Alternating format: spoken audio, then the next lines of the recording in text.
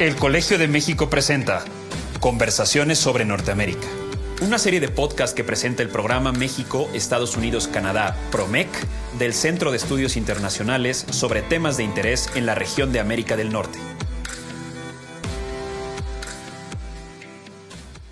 Biden y las relaciones de seguridad México-Estados Unidos. Muy buenos días, los saluda Celia Toro. Bienvenidos a Conversaciones sobre Norteamérica, una serie de podcasts sobre el gobierno de Joe Biden y las relaciones entre México y Estados Unidos, que organiza PROMEC, el programa de estudios sobre México, Estados Unidos y Canadá del Colegio de México. El día de hoy vamos a conversar con la profesora Mónica Serrano, del Centro de Estudios Internacionales también, sobre las relaciones de seguridad entre México y Estados Unidos, sus rasgos distintivos, las posibilidades de cooperación y conflicto que probablemente se nos presenten en los próximos meses. Muchas gracias, Mónica, por acompañarnos hoy y ayudarnos a entender esta complicada relación entre Estados Unidos y México en el ámbito de la seguridad. Muchas gracias, Celia. Es un placer estar de nuevo contigo en esta conversación, en donde, bueno, pues como tú, tratamos de entender y de descifrar los desafíos que presenta nuestro país en su relación con Estados Unidos y en esta ocasión en particular en el tema de seguridad. Así es. Muchas gracias, Mónica, de verdad. Quizá empezar por el principio. ¿Cómo definir estas relaciones de seguridad entre México y Estados Unidos? ¿Cómo las definirías tú? ¿Cómo puedo empezar a entenderlas? Bueno, pues como sabemos, en la relación entre los dos países no solo pesan las experiencias históricas, desde luego la pérdida de más de la mitad del territorio de nuestro país, sino factores estructurales y entre ellos, pues la abismal asimetría de poder que define en buena medida la naturaleza misma de la interacción. Y en el tiempo, pues estas experiencias y factores estructurales se han conjugado para hacer de la vecindad no solo una relación de una interacción intensísima, sino también de una conflictividad excepcional. Y es quizá por ello que los estudiosos de esta relación ya hace tiempo acuñaron el término interméstico y no puedo identificar a quien lo haya acuñado, así que si me ayudas a ubicar. Un profesor Manning, John Manning, en los 70s, pero sí es un término que nos ayuda, sin duda. Que bueno, pues básicamente lo utilizamos para identificar y entender aquellos fenómenos y problemas que, aunque son de naturaleza eminentemente doméstica, en México o en Estados Unidos, tienen una clara incidencia en ambos lados de la frontera. Y esto ocurre en los temas que normalmente identificamos como temas que son de la agenda de seguridad. Pero más allá de las experiencias históricas, de los factores estructurales, de esta interacción interméstica entre los dos países, no hay que olvidar que en la relación bilateral misma, como en los fenómenos y los problemas que la configuran, o en las tendencias a considerarlos desde la óptica de la seguridad, siempre, casi siempre está el peso y la influencia de decisiones políticas.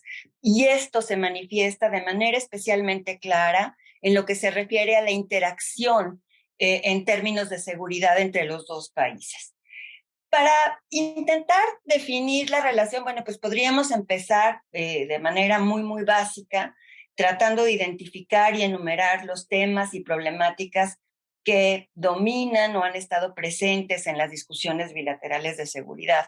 Desde luego el narcotráfico, que tú conoces mejor que yo, el tema del terrorismo, las amenazas externas potenciales y desde luego la dinámica de cooperación entre agencias e instituciones de seguridad, algo que vimos de manera muy clara en el arresto del general Cienfuegos.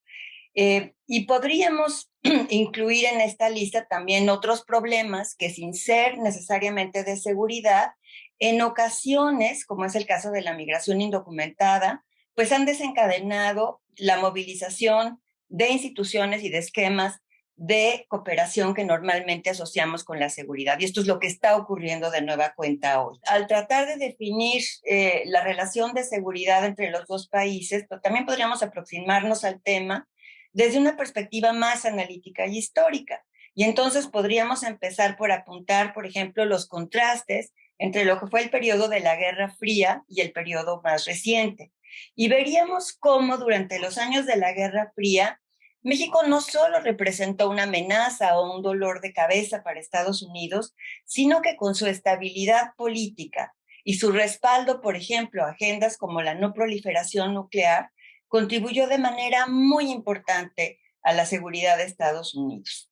Y en lo que se refiere al momento más reciente, a que, aunque por un lado, si pensamos, por ejemplo, el tema de China como una de las preocupaciones más claras y urgentes de Estados Unidos en materia de seguridad hoy en día, pues a mi modo de ver, el hecho de que México y China compitan por el acceso al mercado estadounidense va a limitar el potencial de conflicto que China puede representar en la relación de seguridad con México. Va a ser un freno para la presencia de China en México. Pero habiendo dicho esto, es claro que en la interacción actual entre México y Estados Unidos en materia de seguridad, no solo encontramos un claro potencial de conflicto, sino importantes fuentes de inseguridad mutua.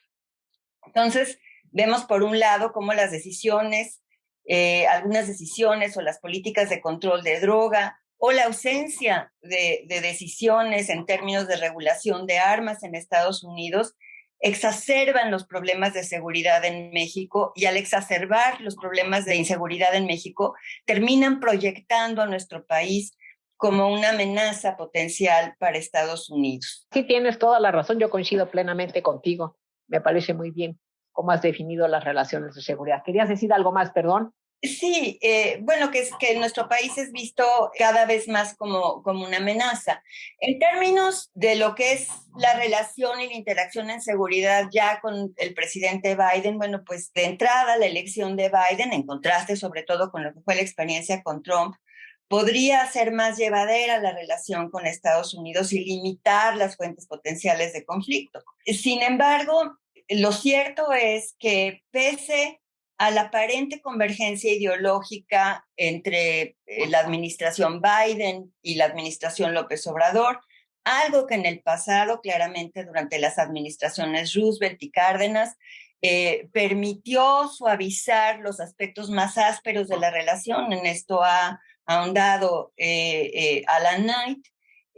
Lo que estamos viendo ya es que, no obstante esta aparente convergencia ideológica, y aunque en las agendas, tanto la administración Biden como la López Obrador parecen coincidir en la identificación de prioridades, lo cierto es que en las respuestas y las soluciones vemos una enorme distancia.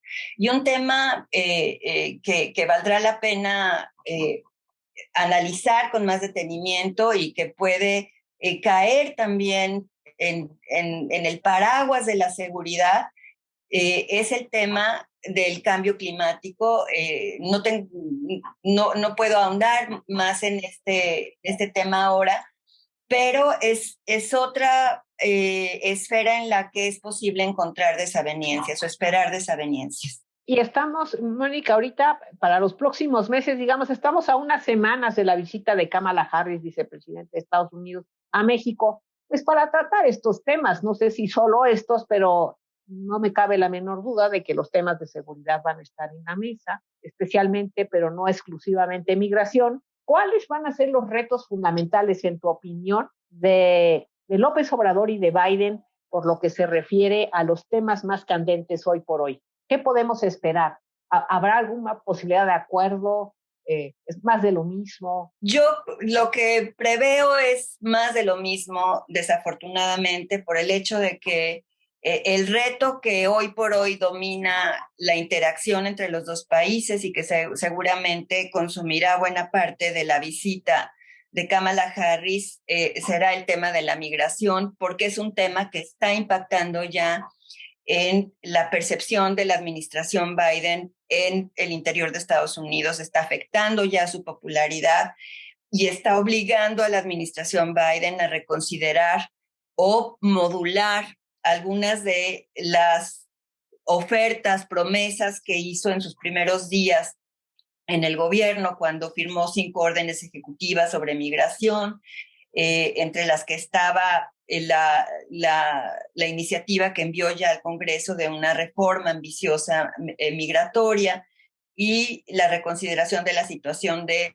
cerca de 70,000 migrantes que habían sido obligados a permanecer en México mientras tramitaban sus solicitudes de asilo en Estados Unidos. Entonces, hay desde luego otros temas que estarán en la agenda. El tema del narcotráfico y del crimen organizado desde luego figurarán, pero la urgencia de la crisis que ha detonado este aumento significativo e inesperado a los ojos de muchos en un flujo de indocumentados que además presenta un número importante de familias y sobre todo de niños no acompañados y que es percibido en algunos sectores como resultado desafortunado de las propias iniciativas del gobierno Biden, pues está obligando a la administración estadounidense a recurrir a las medidas que nos llevan a concluir que estamos ante más de lo mismo.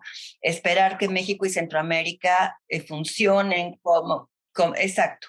Entonces, bueno, pues lo que hemos visto ya es respuestas que tienen una clara faz de seguridad, la movilización de 8,000 elementos, 12,000 que se suman, a los que se suman otros 4,000 para dar 12,000, a los que el gobierno mexicano de manera eufemística se refiere como funcionarios, pero que como bien sabemos, pues son elementos de la Guardia Nacional básicamente y de las Fuerzas Armadas para contener este flujo. Para bien o para mal, Biden ha tenido que ajustarse. Como dije ya, no solo ve afectada su popularidad, sino que además se enfrenta a una realidad en la que, según una encuesta del Washington Post, cuando se trata del control de fronteras, una pluralidad no insignificante de estadounidenses parece confiar más en Trump que en los demócratas, y más del 53% de los consultados en otras encuestas están a favor de fortalecer los controles fronterizos con México. Sí, sin duda. Bueno, y más allá de la migración, tenemos la pandemia, mencionaste hace rato el narcotráfico. ¿Qué hay? ¿Van a quedar un poco atrás o van a volver, crees tú, a la palestra, van a volver a la agenda bilateral como conflictivos? Porque hoy por hoy la pandemia le permitió a Trump regresar de inmediato, que era la vieja usanza, a los que llegaban sin documentos o intentaban cruzar la frontera sin autorización, los regresaban de inmediato, una política que creo que funcionó muy bien. Pero ahora que acabe la pandemia, no sé a dónde van a ir con estos temas y el tema del narcotráfico, que tú has estudiado ya un buen tiempo. ¿Qué piensas? ¿Dónde colocarlos? ¿Cómo entenderlos? Según una estimación de Los Ángeles, del diario Los Angeles Times, desde que inició la administración Biden, han deportado bajo el título 42 quizá hasta 350,000 personas, 50,000 familias entre ellos, y ha tenido que regular y modular los aspectos más agresivos de estas medidas por la presión ejercida por algunas organizaciones de la sociedad civil, the American Civil Liberties Union, entre otras, pero la realidad es que la contención va a seguir siendo la única medida que va a poder detener esto, a menos de que, y es aquí donde es complicado entrever una cooperación o sinergias entre México y Estados Unidos, porque las perspectivas son diferentes, la de Estados Unidos y la de México, con respecto a cómo atender las causas de raíz en Centroamérica o en México.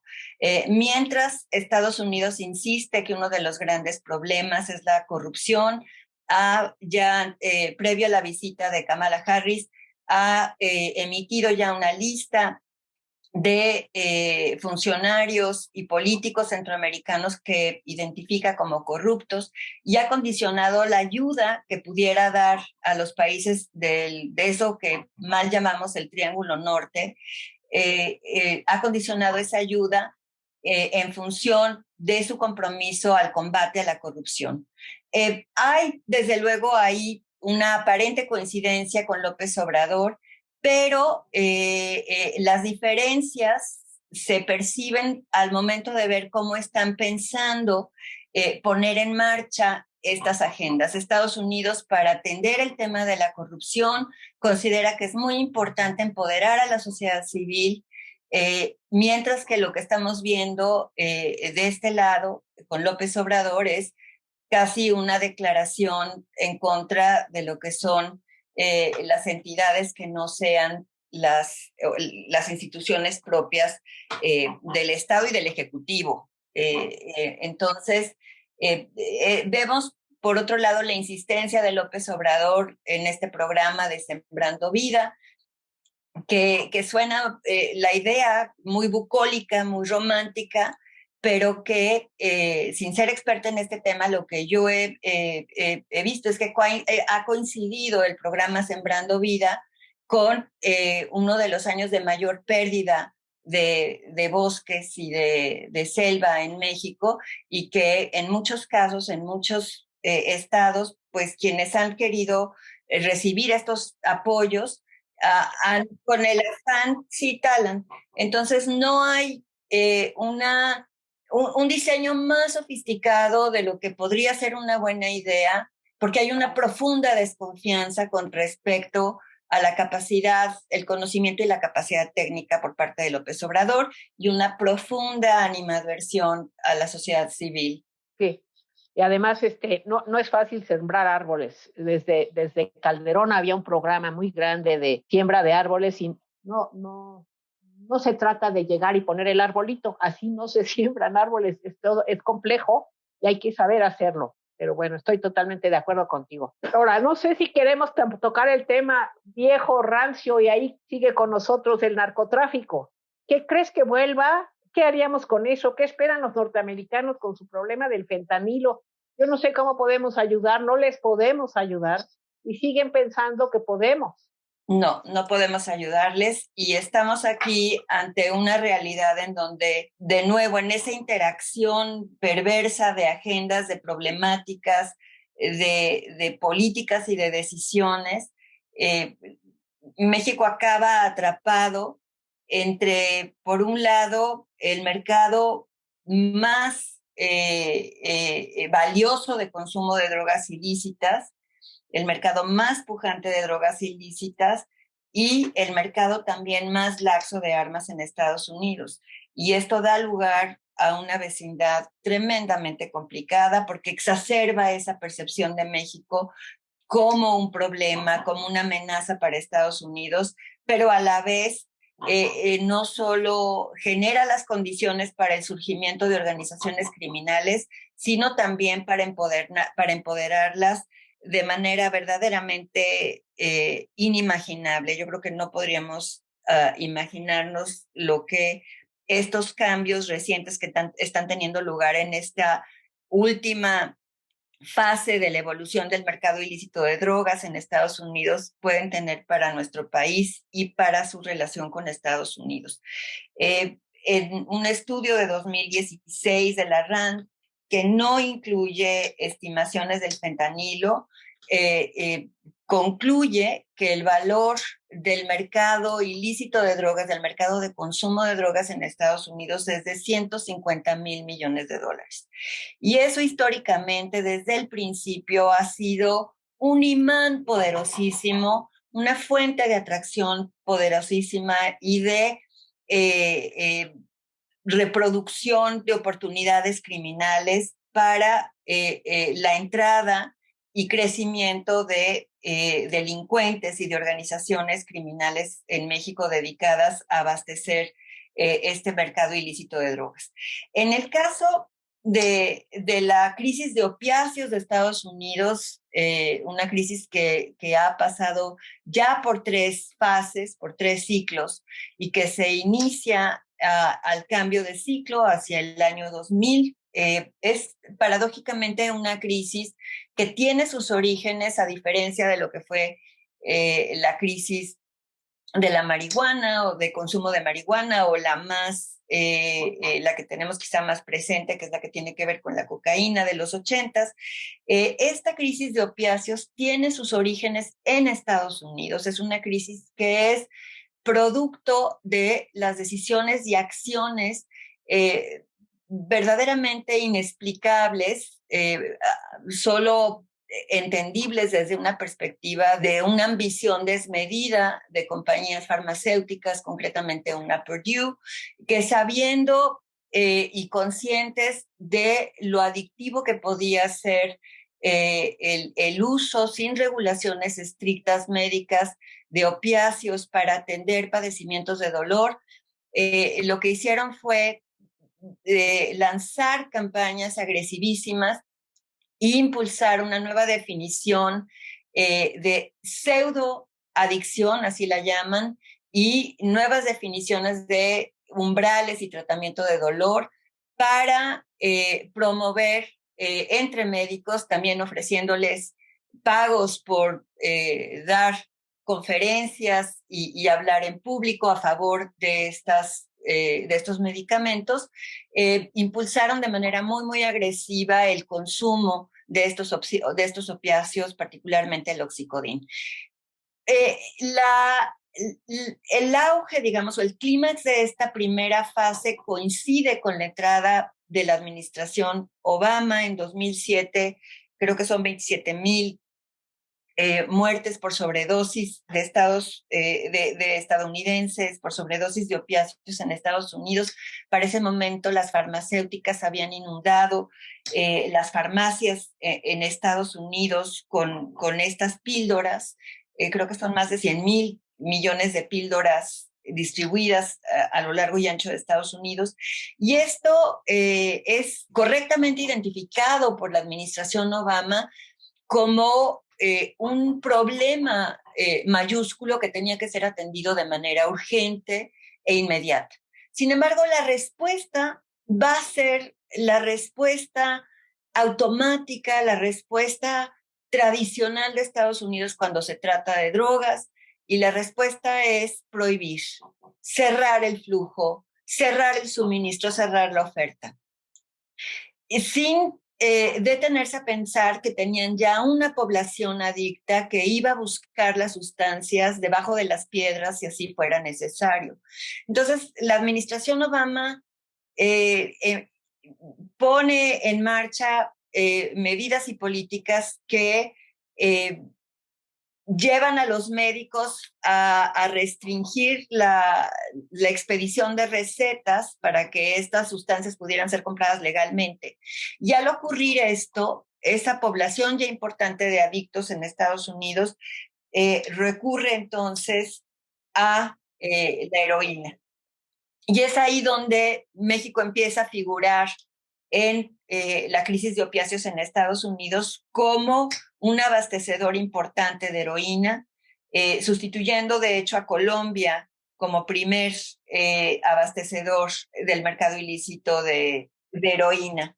El fentanilo aparece en la tercera ola que inicia hacia 2013 con un predominio de consumo y muertes por sobredosis relacionadas con opioides sintéticos ilegales, particularmente el fentanilo. Cuando está la segunda ola, según un análisis del Washington Post, que hicieron una investigación realmente muy seria y exhaustiva sobre esta problemática, cuando está esa segunda fase en auge, delincuentes chinos ven la oportunidad para poder importar fentanilo de China y distribuirlo, mezclándolo casi siempre con otras sustancias y poder venderlo de esta manera a estos adictos, suministrarlo a estos adictos.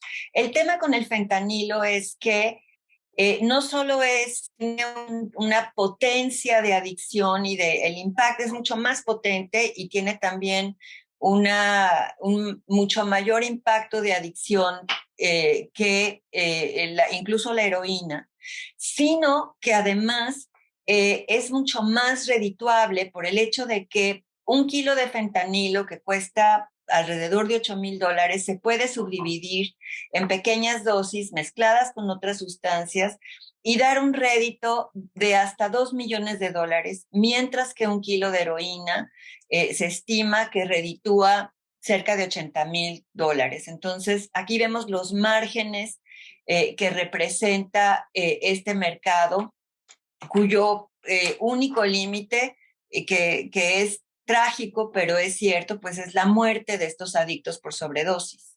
Es lo único que puede detenerlo, o las políticas de control que pudieran funcionar.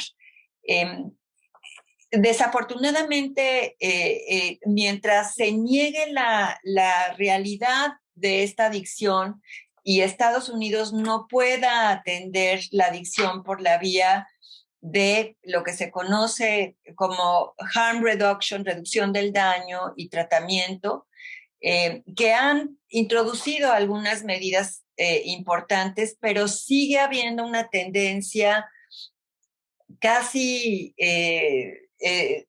por default, casi automática, a medidas restrictivas. Entonces, por ejemplo, los fondos federales para la distribución gratuita de jeringas, que es una de las medidas básicas para lo que son los esquemas de reducción del daño, en Estados Unidos no se aprueban sino hasta muy tarde, con la administración Obama, de hecho, pero una vez que el Congreso regresa a manos republicanas, vuelve a retirarse la posibilidad de fondos federales para programas de distribución gratuita de jeringas. Y eso explica también tasas de mortalidad mucho más altas de adictos en Estados Unidos que, por ejemplo, lo que es el caso en Gran Bretaña o en Alemania, donde los adictos no solo son identificados, sino son seguidos y son suministrados con jeringas. Entonces hay toda una cultura adversa al tratamiento. Se esperaba que, siendo población, mucha de la población adicta blanca, pudiera generar un cambio en las políticas de control de drogas, las políticas de atención de crisis de consumo, pero yo no veo, quizá a nivel local pueda haber diferencias y cambios, pero en términos federales, que es lo que va a incidir en la relación con México, lo que vemos es también más de lo mismo. Hay un reporte de una comisión del Congreso reciente que, bueno, deja ver que están entendiendo que tienen que tener un enfoque y una aproximación más flexible, pero a la hora de revisar los mecanismos, los instrumentos con los que buscan atender el problema, pues son los mismos de siempre. Así es, así es. Estoy totalmente de acuerdo contigo, eso sí, yo no sé cómo le vamos a hacer.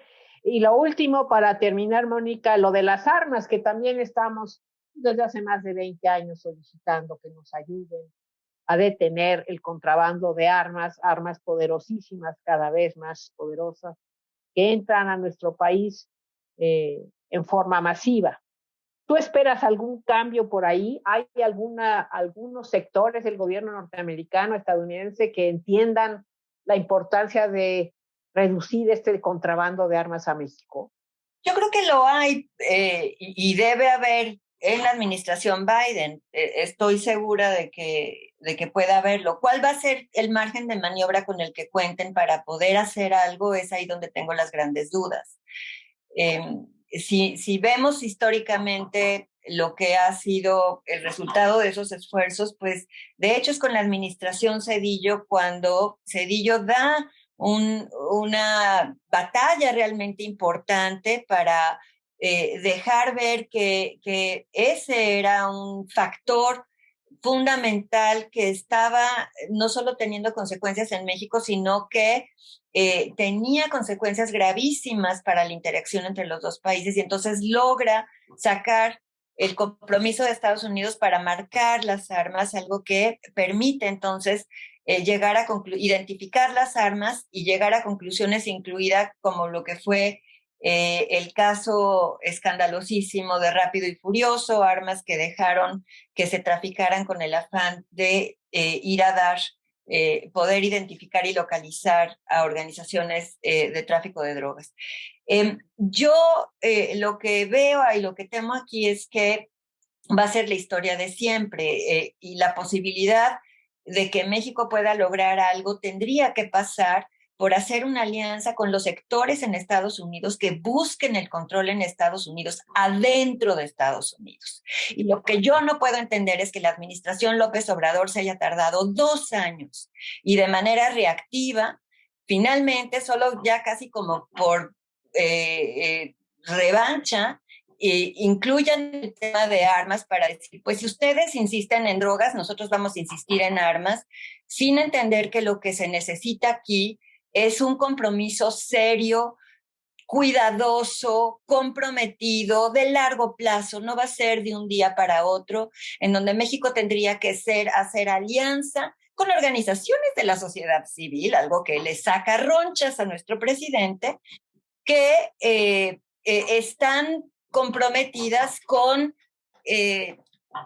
exhibir lo que esta asociación de National Rifle Association ha hecho en Estados Unidos, en donde ha cobrado la vida de miles y miles de estadounidenses.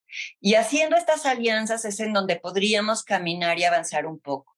Siendo este tema un tema que se dirime en circuitos políticos internos en Estados Unidos, lo que México puede hacer es realmente muy poco y solo nos están dando a tole con el dedo cuando dicen que van a poner el tema de armas en la agenda porque saben que es poco lo que se puede hacer o exigir a Estados Unidos, porque la venta de armas es legal en Estados Unidos, como está estipulado por la Constitución y la Segunda Enmienda. Es cierto que la interpretación es una interpretación que ha sido manipulada y que ha sido modificada en buena medida por el cabildeo agresivísimo de esta asociación de rifles, pero está ahí, está en la Constitución y lo que podemos hacer es muy poco. Es un mercado legal, es un mercado en donde los norteamericanos consideran que están más seguros portando armas y lo que vemos de hecho es que en los meses de pandemia la venta de armas aumentó de manera exponencial.